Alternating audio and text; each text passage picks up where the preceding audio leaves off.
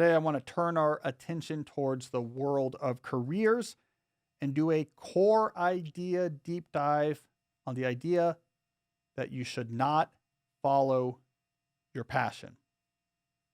So, here's a core idea: don't follow your passion. Let me give some background here. What do I mean by don't follow your passion? Well, this all goes back to a book I published in 2012 that was called So Good They Can't Ignore You. And the whole premise of this book was to take a look from scratch at the core question of how do you end up loving what you do for a living? I wrote this book as a postdoc at MIT before I took my first professorship at Georgetown. Because professorships, if done right, is a job you have for life. My thinking was if there was any time in which I would get a lot of leverage out of understanding what makes people end up loving what they do for a living, this was the time that I would get the most leverage out of it. This was the time I needed an answer to that question. This was a time in which I was cementing what my professional life was going to look like. And I said, I better understand how people end up loving their work before I start setting into stone career trajectories that are hard to otherwise later change. And so I went and I researched and wrote this book as a postdoc at MIT, trying to answer the question, how do people end up loving what they do? At the time, and continuing till today, the common answer to that question was follow your passion. It's by far the most common answer, especially in the American context. There are definitely some regional differences here, but definitely in the American context. It didn't take much pushing to realize that there are problems with this advice. Number one, a lot of people, and by a lot, I mean most, don't have clearly defined pre-existing passions that they can identify to then follow. Real issue if you talk to a bunch of, let's say, 22-year-olds just coming out of school and say, look, you got to follow your passion or you're going to be, a miserable sad sack. And they say, well, what's my passion? I don't know. That's a problem. Second, there is not a lot of good evidence that matching the content of your work to a pre-existing interest is a major driver of satisfaction in that job. We just assume that's true. That advice just assumes that's true. Oh, I like this thing, so if I do that for my job, I'll like my job. But we actually don't have a lot of evidence that that's true. We have a ton of evidence that other factors are much more important. Things like autonomy, things like mastery, things like impact, things like connection. A lot of other things that are really important for job satisfaction that have nothing to do with is the content of my work matching a pre-existing interest. And we, of course, have plenty of counterexamples of people who build jobs out of hobbies and are miserable.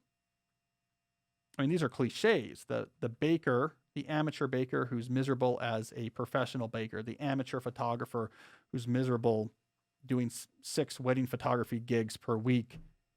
This is so common, it's a cliche that when you take what you love and say, let me make a job about it, you no longer love that thing. And that's because the things that makes you really love a job is not me really like this topic. Me job now has this topic in it. Me now really like my job. It's way more complicated than that. And the final issue, I'll throw in a third here, that I noticed when I was researching So Good They Can't Ignore You, is that if you just go out there and grab a bunch of people who love what they do for a living and look at their actual stories, 9 times out of 10, they were not following a clear pre-existing passion. So, I mean, if this is the universal advice we give, you would expect that it's what most people who love their job did. That's why we give this advice. Most people don't. And the reality is, when you just ask someone casually who loves their work, what's your advice? And they say, follow your passion. What they really mean is follow the goal of ending up passionate about your work. They don't mean identify in advance what you're passionate about, match that to your job, and then you will love your work. That's not really what they mean. It's not really what they did. It's just a shorthand, but we interpret it as meaning we're wired to do one thing, match our work to that one thing, then we will love our work. That's not actually the way it works. And you know what? We can't blame people for falling back on that shorthand because the reality of what really matters for building a career you love is complicated. We're about to get into it. It took me a year of research to really untangle this storyline. So we should not expect it when we grab some entrepreneur in a magazine interview and say, what's your advice? That they'll have this all figured out. They just say, follow your passion, but they don't really mean it because it's not really what they did. They followed the goal about being passionate about their work, and how they got there was complicated. All right, let's get into it. How do you get there? What I uncovered in my work is that the skill, the what do we want to call them? Attributes of a job that makes it great, the properties of a career that makes it something that you love, are almost always in demand. They're rare and valuable. Most jobs don't have them. And so if you want those in your job, you have to have something rare and valuable to offer in return. The world doesn't care that you want to be happy in your job and you think those things will be good for you and you just want them in your job. It doesn't care. You have to have something to offer in return.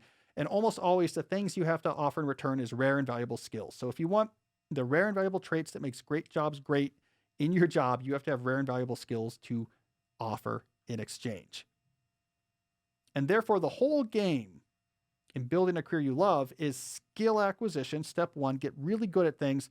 Step 2, use those skills as leverage to shape your career towards the elements that resonate and away from the elements that don't. Get good uses leverage. Get better uses even bigger leverage. You cultivate over time a career that then is a real source of meaning and satisfaction for you. It has nothing to do for 9 out of 10 people with leaving college at 22 and saying, I am wired, and I just know this, I've known this my whole life, I am wired to be a social media brand manager for a major hotel chain. And if I could just go get that job, I'm going to be passionate. And if I don't, I'm going to be miserable. It's not how it works. Get good uses leverage. Get good use as leverage. I ended up calling this career capital theory. As my metaphor is, as you get good at things that are rare and valuable, you are acquiring more career capital. You then must invest that capital to get returns in your job that are positive. So I use that metaphor of career capital. 2 quick follow-up. 1, how do you do that? How do you get good at things? How do you build rare and valuable skills? The short answer is deliberate practice. You need to very carefully figure out what's valuable in your current career or job area, and then train to get better at that deliberately, like an athlete adding a new jump shot to their repertoire or a chess player mastering a new in-game strategy. Specific activities designed to stretch you past where you're comfortable on things you know are valuable. You got to be training yourself to get better. That's how you get career capital fast. That's how you move towards passion very quickly. 2, how do you know what to do with that career capital? How do you know, like, what do I want to invest that career capital to get in exchange? When I say you want to invest that capital to move your work towards things that resonate and away from things that don't, you might be suspicious that I'm just being circular here and somehow it all comes back to some pre-existing passion. But no, it's much more complicated here. What do I mean by moving your work towards things that resonate away from things that don't? What you need to do here is what we call on this show lifestyle-centric career planning. You have to, through reflection and experimentation, fix in your mind a very clear image of what you want your life to be like. All the elements of your life. You're really like imagining typical days in a way that just you feel this intimations of that's right. That's what I want my life to be like. Where do you live? What type of place do you live? Where are you working? How much work are you doing? What else are you doing with your time? What's happening with your family or your community? Are you in the woods all day? Are you in a high rise? Are you in this vision? Are you a master of the universe type that's making deals and moving things? Or are you a Bill McKibben type cross-country skiing in the snow for 3 weeks before writing one article the next week? Like, you really just want to have this feel of what type of lifestyle resonates with me as deep, what I want. And then you work backwards from that. Okay, what I'm trying to do now is build up rare and valuable skills in my job so that I have leverage, and then use that leverage to shape the way my work unfolds, what I work on, when I work on, the arrangement for my work, all of that. So it is pushing me more towards this image of the optimal lifestyle for me and away from things that are contrary to that lifestyle. So you're working backwards from a clear image of the lifestyle. And the way you get there is not by saying at 22 to your boss, I want to live in the woods. I want a lot of free time. I want to cross-country ski all day. So I want my work to be just stuff I'm interested in, and I only work on Monday and Fridays, and I get paid really well. The boss will say in that context, that's great. Good luck with that. Can you get your stuff off the desk there because the person we just hired to replace you is here and they need to get back to work? That's not how you do it. How you do it is you become so good you can't be ignored. They're desperate to keep you. And now you're able to start adjusting Well, I'm going to work part time, or I don't do this type of work. That goes to the entry level. I'm not at the entry level anymore. Or pay me by my performance. I want to shift to a pseudo consulting type contract. You pay me by my performance. All of that requires I have gotten very good, and that requires that you train. All right, so let me pull together these pieces. This is not as sexy as the Disney version fairy tale of you were wired for one job, and if you can figure out what that is, there will be fairy dust in the air and you'll be happy in your career from then on out. And conversely, if you don't like your job, if you find it hard or there's anything that's hard about it, that's because you have the wrong position. If you just quit and try something else, you're almost there. Then everything will be easy when you get the right job. The storyline I'm going to give you is much harder than that, but it actually works. So the compress everything I just said here. Don't obsess too much about what job you take.